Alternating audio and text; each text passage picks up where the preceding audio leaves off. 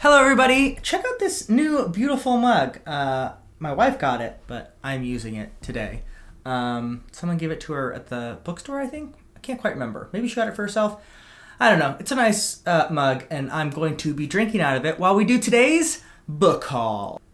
Biggest positive of having your own bookstore, you get to see a whole ton of books that people are selling or giving back to look for store credit, and so I get first dibs on stuff. So obviously I can't take all the good stuff because we have to have good stuff for the bookstore itself, blah, blah, blah.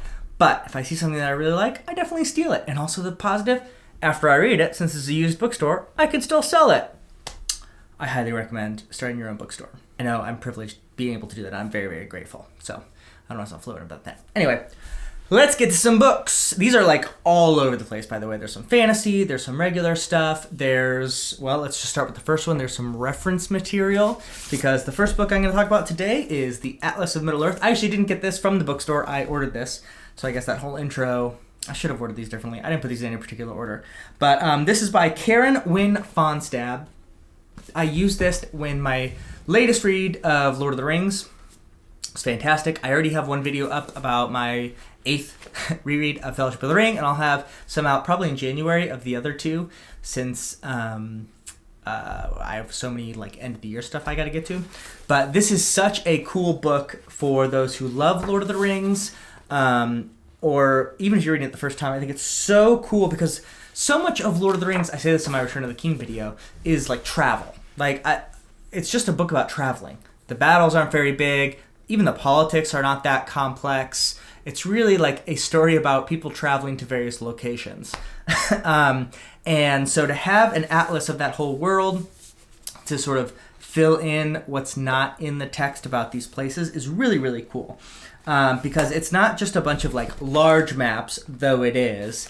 It's a lot of smaller maps that also have details about like the biology of the area, or I should say the ecology of the area, and some of the past of specific areas like the Emyn Muil, the White Mountains, the Mountains of Shadow, like the plains of Gorgoroth. Like there's all these kind of things that are like detailed. And the cool thing about that, as you can see, this is a Voyage of the Númenóreans. It goes through stuff from Silmarillion as well. And The Hobbit. So there's a bunch of beautiful maps, but even more than that, really cool like connections and compilation of a lot of information from a lot of Tolkien writing. So I can't recommend this enough. It's like $15, $20. Also, if you have someone who likes Lord of the Rings, this is a great Christmas gift. So get on that. Let's keep going on the haul. And this is a nonfiction work, The Storm Before the Storm by Mike Duncan. Mike Duncan is the host of one of my favorite nonfiction podcast.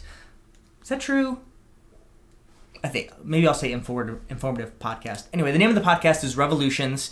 It is a fantastic podcast of just going through the revolutions in history.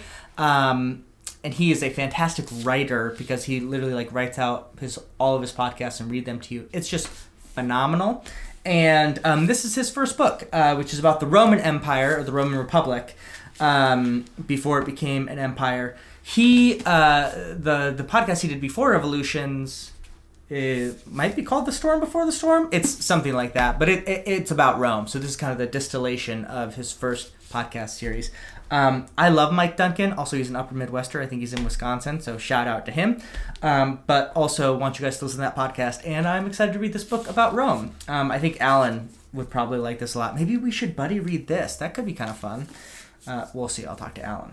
These next two, I need your guys' opinions on if I should spend my time reading them, and that is Edgar Rice Burroughs' John Carter of Mars. The Collective Writings, Volume 1 and Volume 2. Someone gave these in. I thought they looked so cool. I loved the way that these are like packaged. Obviously, this is a famous story with a failed movie based on it, but we know people do that a lot in fantasy. I know Edgar Rice Burroughs was very influential to sword and sorcery writers, who in turn were very influential to a lot of authors that I really love, particularly Steven Erikson, Ian C. Esselmont, and Tad Williams. So I'm curious about getting to the root of that, but I don't know how good if they hold up well, if they're interesting.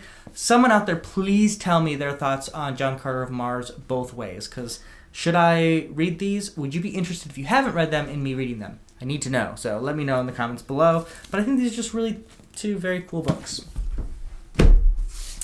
Next up, this is from the bookstore, just like John Carter books were, and that is a copy of Toni Morrison's Beloved. I'm trying to fill out a lot of sort of classics that I haven't read, particularly of women of color and just people of color in general. And Toni Morrison is a big one that I haven't read. I read Zora Neale Hurston's Their Eyes Were Watching God, as well as The Color Purple by Alice Walker, and both just knocked my socks off. So I think this is sort of in that tradition of writers, and is supposed to be one of the best books ever written. So I'm very excited to get on this and read it. That actually reminds me, speaking of authors of color, I actually lent one out to a friend, but I have two of these beautiful collections of James Baldwin's works and novels. So I'd like to read a couple of those. Probably the first one is going to be Giovanni's Room, but there's also a couple of other books in here that I would want to read. Probably also If Beale Street Could Talk, because that's one of my favorite movies of all time. And so, yeah, James Baldwin collection as well. This I am very excited about, because you know those books, there's different ways that you can be excited for books. One of them is like, obviously you know you're going to like it, or you've been wanting to read it for a long time. I think most of us sort of know that feeling. But also I think something that isn't talked about enough is like that feeling of uncertainty heading into a book, if this is going to be a book you like or not.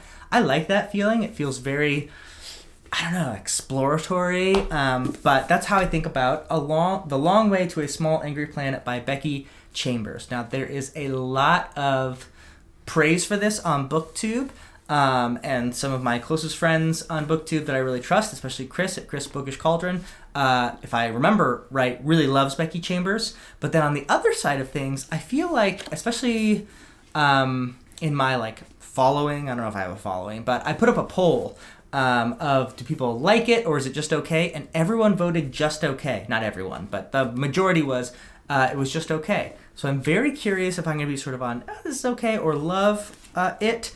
I honestly don't know much about this, except that I think it's supposed to be kind of like sitcom-y, but in space. So I'm very interested. I think it'll be a really fun sort of low-key winter read. Not at all low-key, but a very necessary read. Cast by Isabel Wilkerson. Wilkerson is also the author of The Warmth of Other Suns, which, by the way, is one of the best titles ever, but also a very important work. My wife read this and said it was incredible in a terrible way, obviously. The Origin of Our Discontent, it's about how, from the beginning, when people of different color than white, whether black or, native, and sort of across the spectrum, as long as they weren't white, were persecuted from the beginning in the United States. And it's supposed to be horrible, but also very necessary. So I'll be reading this pretty early next year. An important book to read. A copy of Return of the King. This is a original copy from 1972? Oh, excuse me, earlier, 1965.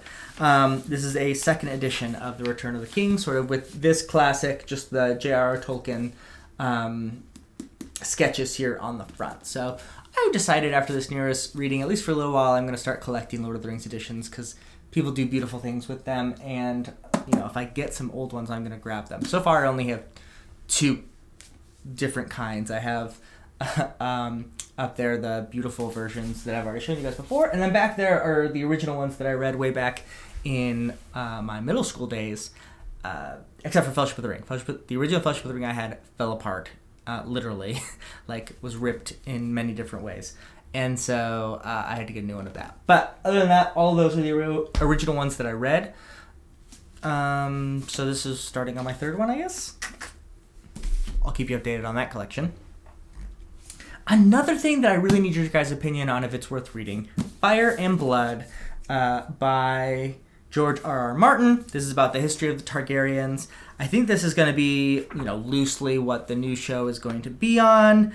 I need to ask, maybe I'll read this with Jimmy over at Jimmy Nuts, Fantasy Nutwork. I'll talk with him. I think he's doing a read through of this. Is this worth reading? It's very thick, but it's also like very beautifully illustrated, like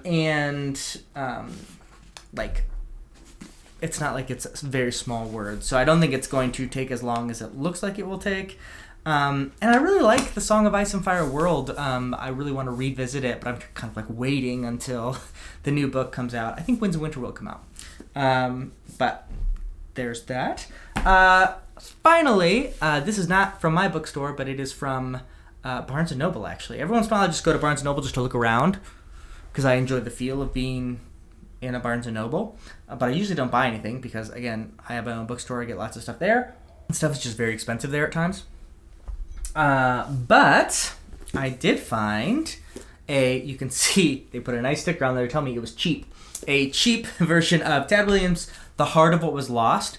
This is, as far as I understand, kind of like a step back into the world of Austin Ard, which is sort of the world of the Memory, Sorrow, and Thorn original trilogy. Do I have those over there? Yeah, some of them are over there. But that's like his original sort of epic, a very influential work on George R. R. Martin, like we said, and Paolini. Actually, there's a whole list of people here that like love Memory, Sorrow, and Thorn, from Pat Rothfuss, George R. R. Martin, Christopher Paolini, lots of stuff. People really love Tad Williams' writing, and I do too. So this is a very short little work that is sort of stepping into the new series that he's writing in Austin Ard, which I have down there, the first book of The Witchwood Crown. So I'm definitely going to get into that with Tad Williams at one point. If you haven't read Tad Williams, really read him. Don't start here. Start at, is it The Stone of Farewell is the first one? I think The Stone of Farewell. Maybe that's the second one. What's the first one called? Anyway, I'll probably put it somewhere in this video. So you see now. Did I just hit myself in the head with that? Anyway, not important, but that's the end of my book haul for now. Hope you enjoyed. Let me know what you guys think, especially of Fire of Blood, again, and John Carter of Mars. Should I read those? First in, last out.